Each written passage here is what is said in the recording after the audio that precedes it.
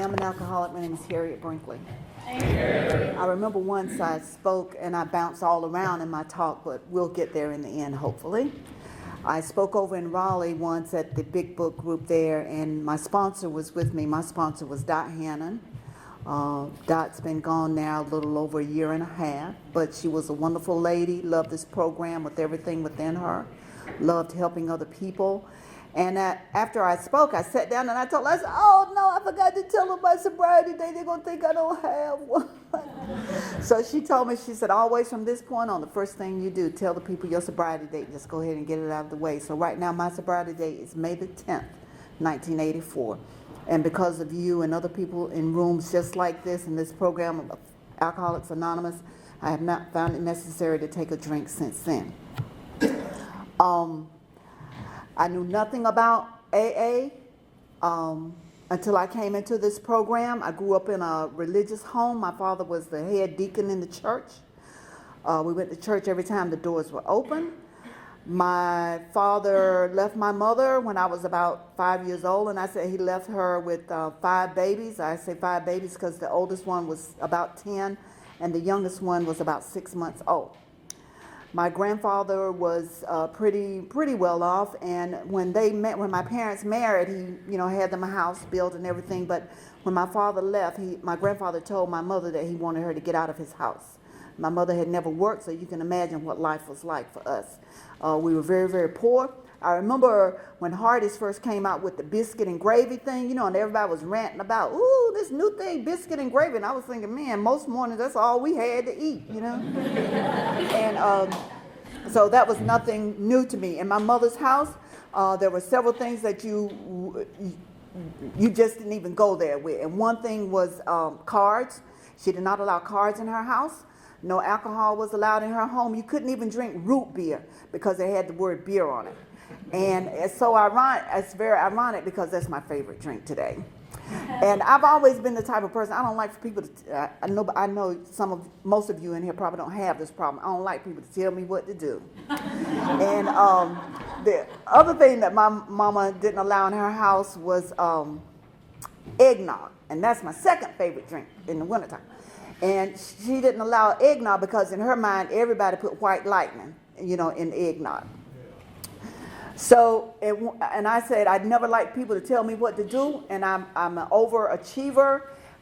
So when I was coming up, just to keep my mama from having to tell me what to do, I would go above and beyond just so she wouldn't have to say, go get the clothes off the line or sweep the floor. I just automatically did those things because that was somebody telling me what to do. I just did not like that. Still don't like that to today. But, I am submissive to people, who are over me, supervisors and things of that sort. But that, in my mama's house, my mama always told us that you don't tell what goes on in this house stays in this house. So when I first got into AA, as far as like talking to somebody else and telling everybody, your 5th step, that was very foreign to me because it was drilled into me that you don't tell your business, to other people. But like I say, alcohol was not a problem. I always felt abnormal. There was a movie, that Frankenstein movie, and the doctor sent that man to get the brain. And so he picked up the brain he was supposed to get, and he said, oops, he dropped the jar. And so he looked at this other jar, and he picked it up, and he brought it back, and the man said, did you get the brain? He said, whose brain did you get? He said, Abby Normal somebody. And that's exactly how I felt all my life. I felt, just Abby Normal. It just felt like I didn't fit in. If I walked in this room and you busted and you were laughing, the little committee in my head would tell me they're laughing at you. I always wanted to be someplace else other than where I was. I spent a lot of time reading. I was an avid reader, still am an avid reader today. And I always liked just being by myself. I just never liked being around a crowd, didn't want people to touch me. So I remember when I started teaching school, they sent the supervisor to see me, and so his reason was, he said, they say that you are antisocial. And I told him, I said, I didn't come here to socialize. I came here to do my job and, to go home. I was very much a loner. But back at my mama's house, I would look at the people down the street, and they had like, you call it a split level home, but that's what we called them back then. I don't know what they call them today. They had a brick home. And I thought they were rich, because they had this, in my head, this big house, and we lived in this little, little shack almost, and really it was. And my committee in my head would tell me, well, if I was their little girl, then I would have everything, that I wanted. Everything would be all right, if I was their little girl. So I dreamed, all the time, that I was their little girl. I always wanted things other than what they were. I always wanted long hair. My hair never grew beyond my ears right here. I remember telling my mom when Shirley Temple first came out, she had those little curls just shaking. I said, I want some Shirley Temple curls, Mama. And so she said, baby, you ain't got no Shirley Temple hair, And but what I would do, I would take a sweater and tie it and button it around the back of my head and then let the sleeves hang down, and I just swing my hair, because I would watch Penny on Sky King. And Sky King, most of you in here are too young to remember Sky King, but you can find it on YouTube. But Penny lived with her uncle, and Sky King had this plane, and Penny had everything. And Penny had a ponytail, and she just swing that ponytail, So I wanted a ponytail like Penny too. So, but I say today I got my own hair. And I told this lady, a little lady walked up to me in the store yesterday, this little doe-like look in her eyes. Is that yours? I said, yes. Well, is it really all? I said, yes, this is really mine. Didn't buy it from a store, but this is really mine. So I just thank God for that blessing today. But back to this alcoholism. I went away to school, I thought, and I always studied really hard at school. I went down to East Carolina, and I knew that it was labeled a party school, when I went.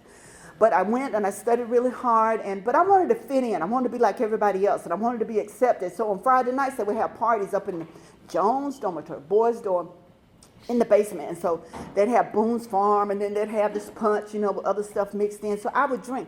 I never liked the taste of alcohol, never did. But I liked what it did to me. So I would drink because other people were drinking. That was my only reason for drinking. Alcohol was not a problem then. I need to backtrack just a little bit, because alcohol did factor into my life when I was in my mama's house. I would go to church, grew up in a Baptist church, and every second Sunday they'd have communion. And that preacher would stand up there and he'd say, this bread represents the body of our Savior Jesus Christ. And then he'd say, and this wine. And I wanted to taste that wine. And so, but to taste the wine, you had to join church. So I joined church. Oh, that was my only reason, just so I could drink the wine on second Sunday. And so they came out in these, they pour them in these little bitty containers, And so then I got a revelation that I could get some more of it if I joined the junior usher board, because they allowed the junior usher board to serve the wine. So I joined the junior usher board, got to serve the wine, and it was always some left over. So, and at the end of church, you're supposed to go around and collect the little empty containers, but I squat down behind the back pew and drink, whatever was left in the tray that I had. And I was in that by myself until my brother called me. And so he joined in with me after that. But when I came into this fellowship and I heard people talk about it being a disease, today I have no problem with accepting the fact that for me, I have a disease. My father had 15 brothers and sisters. Of his 15 brothers and sisters, probably 12 died in alcohol-related death. On my mother's side, my grandfather died in alcohol-related death. My mother had 3 brothers. All 3 of her brothers died in alcohol-related death. In the immediate family, there were 5 of us, 1 drowned. That left 4 of us. 2 of us were affected with this disease. So I have no problem accepting the fact. But today I stand before you totally grateful that God chose to give me this disease, because today I am a very grateful recovering alcoholic. So back at ECU, I graduated from school and I moved to Durham. I met a girl when I was there in school, and she was in high school. She was the only child. And so we became friends, and so her parents said, oh, you don't have to stay on campus, after the first semester. So you move on to the house. So they gave me a car to drive. Any allowance they gave her every week, they did the very same thing for me. So when she graduated high school, she moved to Durham. And so when I graduated college, I moved to Durham, and she had like 1 more year. And so the intention was to stay here and stay in Durham for 1 year. And then we decided we were going to move to Denver, Colorado, because I always wanted to see Denver. and then stay a little while, and then we were going to move to San Francisco because I always wanted to see San Francisco. It didn't work out like that. And so after a while, it got to the point I would say I got stuck in that hellhole. But today I know that it wasn't Durham. The problem was right here. The problem was in me. My friend met a guy, and they got married, and then I stayed in Durham, and that's where I have been since I graduated, moved there in November of 1973. Alcohol, I started associated with people who were professors down at the university, very prominent people, and I always wanted to have a wine rack and a liquor rack. So when you came to my house, and I wanted to take mixing classes, so when you came to my house, I could ask you, what would you like to drink? And then I could fix you your drink. It never got to that point. The only thing I ever did was if I saw you coming, it got to the place that if I saw you coming and I knew you drank more liquor than I did, I'd hide my bottle. But things got really bad, and I was dating this guy, and it was so bad that I was borrowing money from my kids at school to eat lunch with. I was dating a guy who was a gambler, and I know I'm probably the only woman on earth that ever did this, but I listened to everything that he said. I would give him my paycheck every month to turn over at the gambling table, thinking that, well, this time, I'm not necessarily say rich, but this time, this month we're gonna be sitting, really nice. Every month it was the same, repeating the same behavior over and over, expecting different results. One night we had a very big fight, and I told him that I wanted to go my way and wanted him to go his way, and we had a big fight. He had dropped a weight in my stomach, pulled a gun to my head. I ran out of my house with no shoes on my feet. I walked about 2 miles to my girlfriend's house, and the next day he came over, and I was so scared, I crawled up under the bed. And so he told us that I know she's here, said I'm not going to hurt her, I just want to talk to her. So I crawled out from up under the bed and got in the car, and he said, I did something, and I know you're never going to forgive me for it. So I said, what do you do, burn the house down? So he said, no. I said, what do you do, cut up all my clothes? He said, why you say that?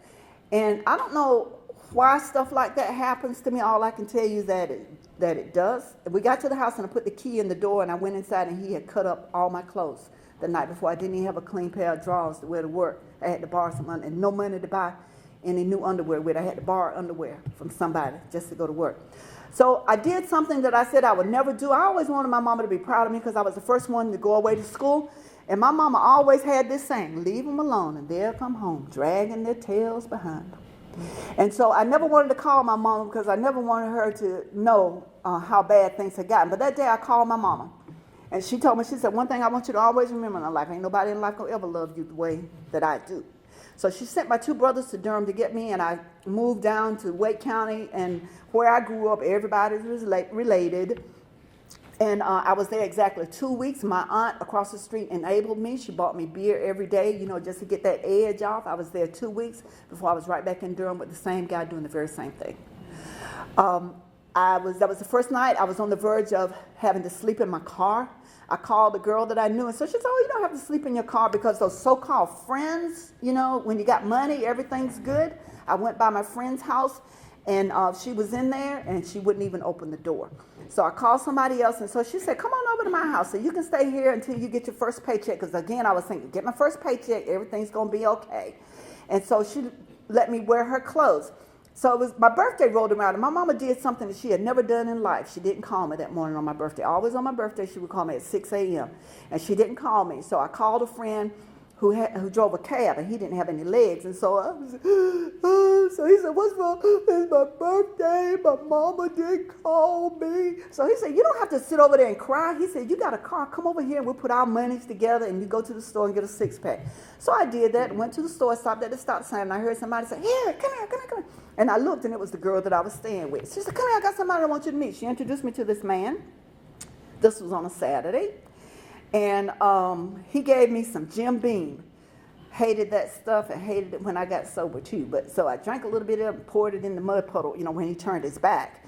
So I went back to the apartment, and then that Monday night, he called me. The girl worked at the hospital at night, and I taught school during the day. And so I told him, I said, look, I don't do stuff like this behind nobody's back, especially no friend. So he said, I don't go with her. I said, we just know each other, He said, all I want to do is just take you out to eat.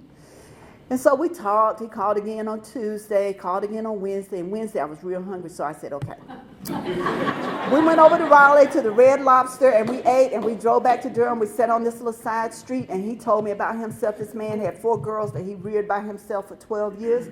And I wasn't stupid. I ain't telling him everything about me, but I told him how the guy had cut up all my clothes. He reached in his pocket and pulled out 5 $100 bills. He said, you go buy you some clothes tomorrow. He said, if that ain't enough, you come on back and get some, So I was thinking, oh, God, payday. And so we hadn't even held hands. I had never met anybody. I don't know what kind of friends you ran around with, but the friends I had, if you needed to ride across town, I ain't got no gas, what you got, You always had to do something. So I had never met anybody other than my mom that loved, unconditionally. So I went out that night, and my friends and I, we had a really good time that night, but I did buy a few clothes. And so he told me, he said, go find you an apartment. And he said, I'll pay for it, and get the furniture, I'll pay for it. I still didn't believe him. So that was like on Wednesday. That Saturday, this man asked me to marry him. I looked at him and said, you are just pure T stupid. Just stupid. Because he really didn't know what Harriot was all about.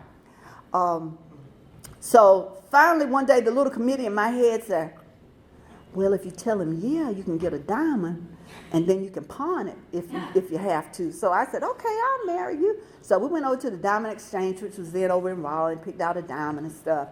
And then my husband was not a drinker. His way of drinking was he'd pour about this much alcohol in a glass, and then a great big glass of Coca-Cola, guzzle the alcohol, and then drink the soda behind, and then he'd pass out. And I'd sit there on the end of the bed and drink, until morning. I used to say when I first came in the program, I never drank in the morning, but then I realized that it was always morning when I quit. And so I would drink my bottle. I would page him. This was before cell phones. He had a pager. I would page him and say, go by these stores. So he knew what the store was. So he'd go bring me a bottle and bring him a bottle. He'd drink his little bit and go in the kitchen, set it up on the cabinet shelf until the next weekend.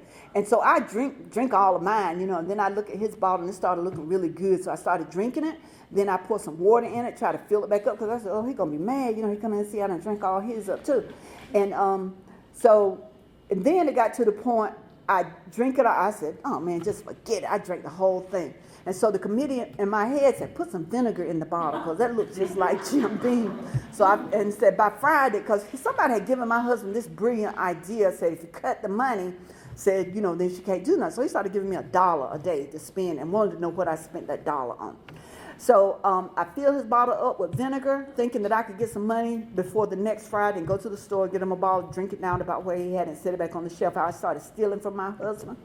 My husband at that time was not a big believer in banks, so he would I'd pray during the night, God, let him go, have to go pee, let him go pee. Because when my husband would get up and go to the bathroom, pee, I'd reach in his pants pocket. He hung the pants on the side of the bed. I'd pull out a wad of money. I didn't know how much I pulled out, because it was dark. And so I heard him tell his friend one day, man, so there's something I work all week and end up with less at the end of the week than I started out with. But my husband never accused me of anything. I started signing, forging his names on his checks, and then going up the street waiting for the mailman so he wouldn't get the bank statements. And this behavior just continued. I had a friend that would tell me, I said, girl, you been drinking again? And I said, how you know? Because I took a bath. I'm a fanatic about taking baths. The alcohol was just coming out of my skin. And so one day somebody told me about this crime, and it was so very easy. And we did the crime and got the money, and we split it up. And so we did it a couple of times. So then one person got greedy. He wanted some more money. So he said, if you don't give me some more bigger portion of the money, he said, I'm going to go tell your husband what you did. My husband was a big man, and he didn't play, with somebody messing with me or one of the girls. And back to my girls. They had lived with their daddy for 12 years, like I say, and here I come on the scene. I'm going to be your mama now. You're going to listen to me. Trust me, that does not work. And because our house was hell for many, many days, many, many years. So because I had always said I never wanted a husband, and I always said I never wanted any children, and I said I ended up with a husband and a house full of kids. Because today I have a total of 19 grandkids. 11 of them are by my 4 girls, and I have 5 great grandbabies. The newest little one, I watched her. I've never had kids of my own. I watched her being born, and her mom and dad gave me the honor of naming her. So her name is Brinkley Brielle, and so that's my little heart right there. But back to the alcohol. one day, my husband came home and he said, what do you know about such and such? I said, there you go again, always accusing me of something. I don't know what you're talking about. So he said, that's okay. Before it's all over with, you will know what I'm talking about. So about 3 or 4 months later, I was at his place of business. My husband was a tow truck driver. I was with him at his place of business, and I saw these detective cars pull up, so I knew what it was about. I ran inside, and I told him, I said, you know that crime you asked me about? He said, yes. I said, I do know something about it. So by the end, they were all on the inside. So he said, go with them on downtown, tell them what you know. And he said, it's going to be okay. I ain't got no problem doing that because whatever trouble I got in, got arrested, my husband didn't even have to go, my husband just get on the phone and call the lawyer. And I ain't see no courtroom or nothing. Everything was just taken care of. That's just how it was. So that day when I went downtown with the detectives, and my husband had always told me, he said, one of these times, he said, you're going to want me to stay or for this marriage to continue. And he said, it's not going to be that way. So I went downtown. I ain't had no problem because I knew he was going to come walking down the hall in a few minutes, and everything's going to be taken care of. And he didn't come. So before that, my brothers and my sister had come to Durham, and my brother who had a problem like I did slipped and told me, he said, they came here because they want to try to put you away. And I have an older brother, and my oldest brother, even to today, I always say he always acts like he want to be somebody's daddy, telling somebody what to do. But I know today that my brother just really cares. So my brother said, well, we heard that there was a place in Richmond and another place in Atlanta where you can go away, get some help for yourself. And my response was always the same. If everybody just stay out of my business, I can take care of stuff myself. And so because I always thought my oldest brother wanted them to lock me up so he could tell them, when to let me go. So that day when I got home, the detectives dropped me back off. I went in the house and I called information for Richmond, Virginia, and I told the lady, I said, ma'am, I have a problem. And I said, somebody told me that I can get some help in Richmond. So she gave me the number for 919 West Grace Street, West Broad Street in Richmond. At that time, the state of Virginia was willing to help you if you had a problem with alcohol or drugs. And even if you went to court, if the judge felt that it was a result of the drug or alcoholism, they would remand you to treatment. And then if the treatment did not work out, then they would give you the jail time. So I went to Richmond. And so they told us that I went thinking that I was going to lay up in the bed, they're going to bring me my food every day. And they said, no, baby, it don't work like that, And I was thinking it was going to be like 30 days and I was going to be cured. And then I could drink on Christmas, New Year's, and my birthday. That's all I wanted to celebrate, those 3 times. And they said, no, it doesn't work like that. And they said for the first 30 days, the only outside contact you can have is at an AA meeting. And I was saying, AA, what's that? And so for the first 30 days, my husband drove from Durham to Richmond every Sunday morning so that he could sit beside me at the AA meeting. It dawned on me one day that my husband really loved me because there were other ladies in the facility who lived right there in Richmond, and their husbands lived right across town and would not get up and come and be with them. The first Sunday, we had to walk. For the first 30 days, you had to walk. And it was 52 long blocks. I counted every one of them. So my husband drove the car very slowly behind the line going to the AA meeting. It was so overwhelming. They met at the Holiday Inn in the conference room, and they had ushers at the door. And so they told us that by the time you come in here from your second meeting, said you better walk in that door with a sponsor. I didn't know what no sponsor was, so I went up to the man, one of the ushers, and I told him, I said, they tell me I got to have a sponsor. He introduced me to this lady who had 18 years of sobriety at that time. She did something for me that I have always done for ladies that I sponsored. She bought me my first big book. She bought me Living Sober, and she bought me some other literature that is non-conference approved at this time, but was very helpful for me. I sat on the back row. I sat on the back row because the cookies were right back there, and then they had sodas because at the facility they wouldn't allow us to have sugar. My sponsor would come and get me on a Wednesday night to go to her home group meeting, and I did. But my very first AA meeting, the only thing I remember was that it was a tall man, and he didn't have any hair, and he said something, and I said, that's me. And this is what he read. I asked God for strength that I might achieve. I was made weak that I might learn humbly to obey. I asked for health that I might do greater things. I was given infirmity that I might do better things. I asked for riches that I might be happy. I was given poverty that I might be wise. I asked for power that I might have the praise of men. I was given weakness that I might feel the need of God. I asked for all things that I might enjoy life. I was given life that I might enjoy all things. I got nothing that I asked for, but everything I hoped for. Almost despite myself, my unspoken prayers were answered. I am among all men most richly blessed. And when I heard that, I wanted a copy of it, and I was too scared to go up and ask the man, how I could get a copy. And so I prayed. I said, God, if it's your will, let me find that. And so one day I ran across it. And so normally that is always how I start my share out, by reading that, because I always wanted things opposite but what God has given me has been far better than anything I could ever have envisioned. So I was, because of the crimes that I had done, I was looking at 20 years in women's prison.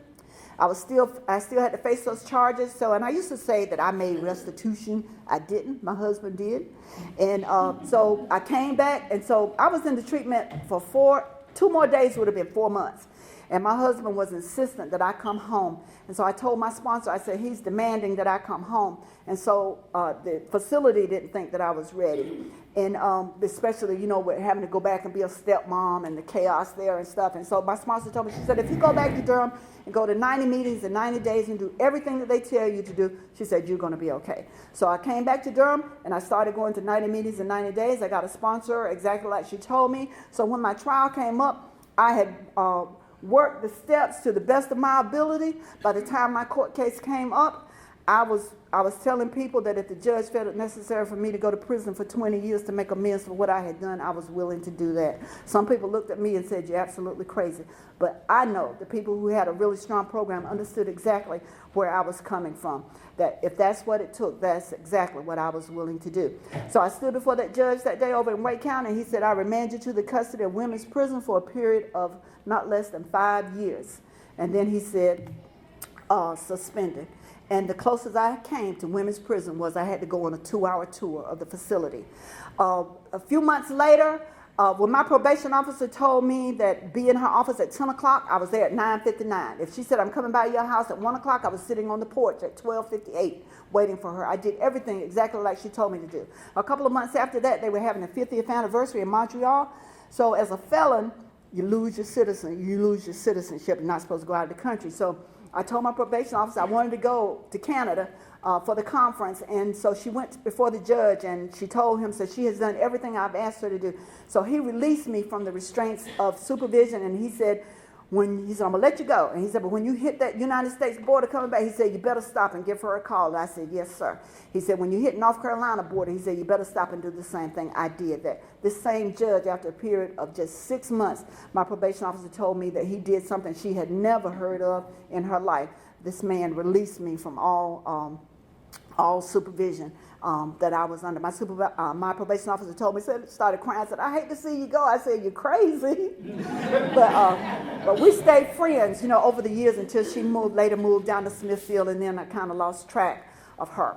But after a while, I wanted to get back into church, and because my home group meets 4 nights a week, and I was scared to tell Dot, that I wanted to start going to church, and so I would miss, some of my home group meetings. And so she told me, she said, as long as you're doing something to improve yourself spiritually, she said, you will never hear a complaint out of me. So I started going to church, and then that Saturday night, 17th and 19th, I went home after church, and something happened. The pastor never did. He didn't talk so long. So I went home, and I drove up the driveway, and my husband was sitting in the truck, and I thought it was like one person in the truck with him, and I said, I know he ain't stupid enough to be bringing no woman to my house. And so I parked the car, I got out, I went around the truck to his side, and then the cell phones looked like this. Anybody remember cell phones used to be this big and very heavy? So we would always knock it in the floor when the phone would ring, so we got in the habit of reaching up, turning on the light. So he reached up to turn on the light. He said, and I saw 2 guys sitting in the truck with him, and they were just looking straight ahead. So he said, here, take the phone and go in the house and bring me my thing. And he said, my thing. He said, because I got to go down to McDougal Terrace to tour a car for them. And he said, anything could happen down there. I knew his thing was his gun. I went in the house, I brought his gun back out, he put it up on the dash right there, and he left. I knew it wouldn't have taken him no more than 25 minutes to go and to come back to the house. My husband was very insistent. If he said he was going to Walmart and back home, he went to Walmart and came back home. If I said I was going to go to Sears, and then I decided, I want to go by Kmart. No, you said you were going to see us. You come straight back home. He expected me to stop and call him. And I used to always say, oh, you just want to try to keep up with me, know everything I'm doing. He said, no, that's not it at all. He said, because if anything ever happens to you, I will know where to start looking for you. So after 25 minutes, again, I don't know why, I looked over at the microwave, and exactly 25 minutes had gone by. I got up and I went to the telephone. I dialed 911. I said, I want to report a missing person. So they sent this officer to the house. So he was saying, what color is it? What it look like? I said, man, you must be new in Durham. So he said, why you say that? I said, well, everybody in Durham know my husband.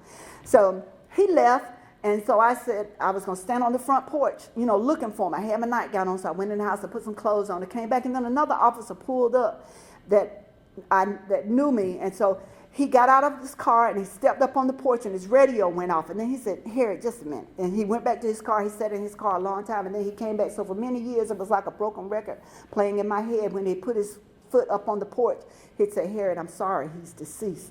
And I said, deceased? What are you talking about, deceased? He said, I'm sorry, he's dead. So I said, where is it? He said, I can't tell you because they don't want the scene contaminated. But that night they picked up a third boy, and so they charged the three of them with shooting my husband in the head and robbing him. I had to go to all three of those trials by myself. My stepdaughters, and if you don't know, when people die, family can get really ugly, and especially if you don't have a will. And so I felt like I was out there in the boat, right by myself, having to go through all three of these trials. So one boy looked at me, and the DA asked me, said, Harriot said he wrote you a letter, and he asked if you would accept it. And so I accepted the letter. He asked me, he said, would you please forgive me? He said, I'm asking you to do something. He said, I probably never could do myself. He said, but I know that in North Carolina, whether you know it or not, North Carolina has guilt by association law. If we're standing here in Wallace and I said, Wallace, I sure wish I had some money. He said, yeah, I do too. And I said, Wallace, why don't we to the store, I'm going to buy a newspaper. And I shoot and kill the man down there. They're going to charge Wallace with that murder also. So that's what happened. One was 16, one was 24, and the one that pulled the trigger was 32. But because the 16 and the 24-year-old, once they figured out what was going down, they didn't tell my husband, or they did not walk away. They got the same life sentence. So this was right before, a month before the new law was enacted, because now if you get life, that's exactly what it's going to mean. So I got the letter from the young guy. So when we went to court, the judge asked them, did they have anything to say? And the 24-year-old said he wanted to say something to me. He stood up and he looked me in the eye. He said, I want to ask you, would you please forgive me? And, and I nodded my head. I could say I forgave. I would go to church and people would say, well, you call yourself a Christian. You're supposed to forgive. And I'd look at them and I'd think, look, you need to walk in my shoes for a little bit. Then you come back and we'll have this conversation. I could say I forgave with my mouth. I did not feel it in my heart. God often talks to me through what I read. And I was reading, I went to the book. I was going to fly to Albuquerque, and I went to the store to get a book. And the girl said, get that book right there, that one right there. I said, that's a good one. And so I got the book, and I got on the airplane and started reading it. And if it's something I don't want to deal with, God puts me in a situation I have no choice but to look at it. So I opened the book, started reading, and it was about this Christian lady, this drunk driver, ran into her husband's car, killed her husband and her daughter. Just like me, she could say she forgave, but she didn't feel it in her heart. So I slammed the book closed. I said, no, God, I don't want to deal with this. But I had to deal with it. I couldn't jump out of the airplane.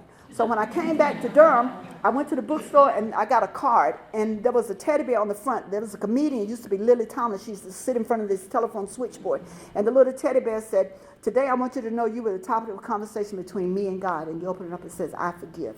I sent a copy of that card to all three of the boys, and only the middle one, the 24-year-old one, wrote me back and told me that I had answered a prayer that he had prayed every day of his life since he had been incarcerated. He asked me, would I come to see him? I wasn't to that point, but I did get to that place where I wanted to sit down with him. And I actually called someone in this room and asked them how I should go about doing it. So he told me to call the warden over at Hillsborough, where the guy was, and tell him. So the man said, okay, call the chaplain and he'll make arrangements. So the chaplain said, okay, I'll bring him out down to McDonald's right down the street. I said, could I bring a friend with me? He said, no, just you. I said, she's not going to bother nobody. She just coming to support me. He said, no, it's got to be you. So the man called back the next day. He said, lady, I didn't know this was murder. I just thought this was robbery or something. He said, I can't do this. So, and I'm thinking, look, man, you call yourself a man of God, and this is supposed to be your thing, forgiveness. So he said, you got to call Raleigh. So I called Raleigh, and the state of North Carolina does not have a statute set up where he can be so many feet. If I'm in here and he walks in, he has to leave. But one night I started having this dream. I'm in church, and he walks up to me, starts crying, and say, please forgive me. I'm so sorry, please forgive me. So always after church on Sunday night, I get out of church and I run to catch the tail end of my home group meeting. And this night I was standing in the aisle waiting to talk to Dot, give her a hug, and somebody tapped me on the shoulder, and I turned around and there was a guy standing there, and he had his head down, and he said, ma'am, may I ask you what your name is? I said, you already know what it is. It's the one that had murdered my husband. What happened, John from the home group was in the habit, part of his ministry was to get guys from the prison camp and bring them out when they're eligible for community pass. And he said, Harry, he said, I knew that he had been a part of being charged with murdering somebody. He said, but I didn't know it was your husband. And he said, Harry said, he tells everybody wherever he goes that for all the days of his life, he wants to help you if you would allow him to. And so he got out. And I went to see him at his job over in Cary. He was going to meetings, but when he finally got out, I asked him, I said, how's it coming? You still going to meetings? Well, I'm on house arrest, and, I got to be in at a certain time. I said, because I was thinking, I don't know of a probation officer who would not make allowances for someone to extend it for an hour or so, to go to an AA meeting. But as a result, Tony is back inside, so if you would, when you pray, please pray for him. We have stayed in touch over the years. I got this card from Tony. I get lots of things from him, but it says, there it is. It says, what a blessing it is to have someone I can talk to whenever about whatever, and all the while feel understood. We've reached such a great level of trust and comfort in our friendship, and I pray you're always aware of how important you are to me. In many ways, you're even more than a friend. You're an inspiration. Your faith is something I look up to and learn from because it's so much a part of who you are. And who you are is an absolutely wonderful blessing that I'm thankful for every day. And he wrote, sorry I haven't written you in a while. I have been struggling with money. In my family, it seems like everybody has turned on me.